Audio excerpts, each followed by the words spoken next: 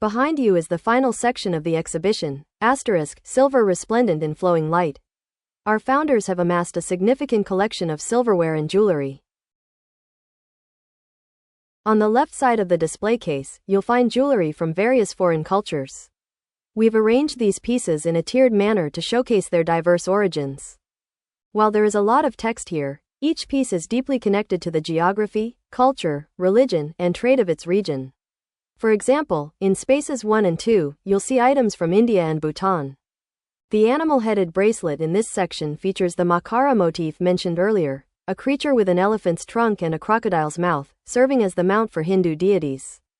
This imagery is said to be traced back to the Mesopotamian goatfish, evolving through the Greek zodiac sign Capricorn.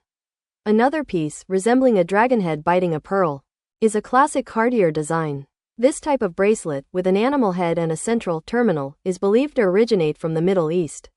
Item number 1 is a scepter mentioned in Indian epics, used by the commander of the monkey army. Some Chinese scholars believe this may have inspired the character of Sun Wukong, the Monkey King, from Journey to the West.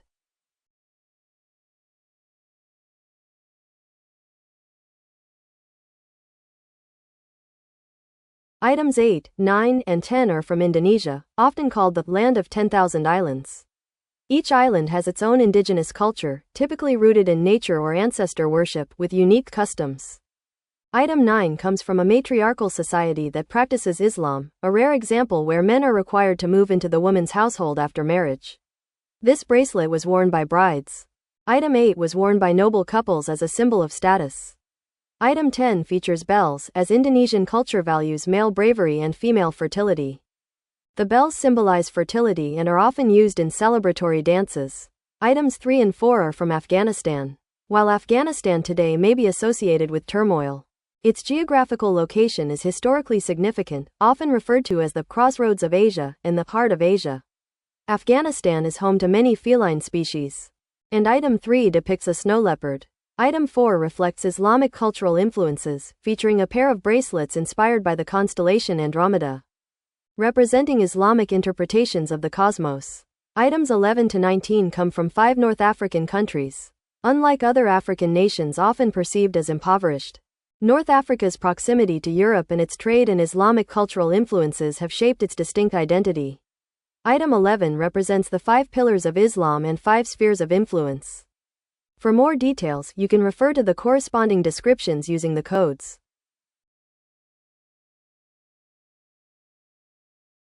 Items 12 and 16, with their hints of yellow, blue, and green, reflect the Maghreb style. In Arabic, Maghreb means the place where the sun sets, referring to Morocco, Algeria, and other North African countries.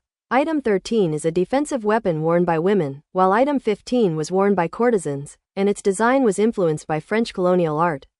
Item 18 is from Yemen, worn by men to display masculinity. Item 19, from Niger, is a heavy anklet symbolizing wealth.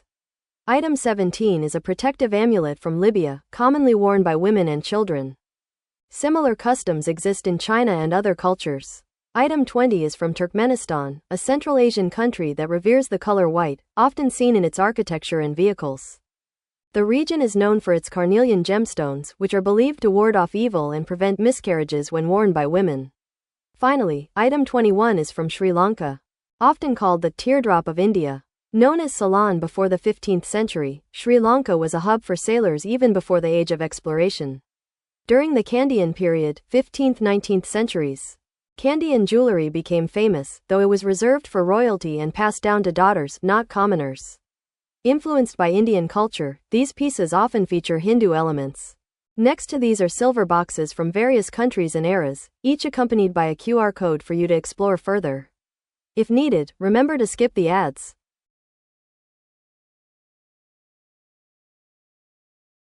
The final section showcases Chinese silver jewelry, all of which are culturally significant pieces. These include motifs such as double happiness and longevity, Fusho Shuangchen, the 8 Buddhist and Taoist auspicious symbols, Bajishang and Babao, and the 4 gentlemen, Mylan Zuju, plum, orchid, bamboo, and chrysanthemum, which symbolize the noble character.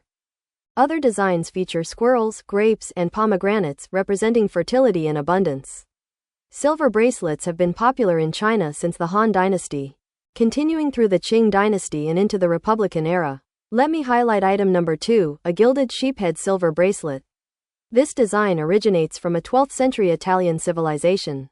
In the 19th century, European scholars began studying this ancient culture, and by the 1950s, China started producing replicas of this bracelet. The one displayed here was acquired by our founders in the 1980s from a foreign trade store in Shanghai. With that, our guided tour concludes. Feel free to explore the rest of the museum at your leisure, including the gift shop beside you, which features designs inspired by our logo, the owl, and other collection pieces. You can also visit the immersive experience space, interactive screens, and our Shuang Mingwei Cafe for a deeper dive into the exhibits.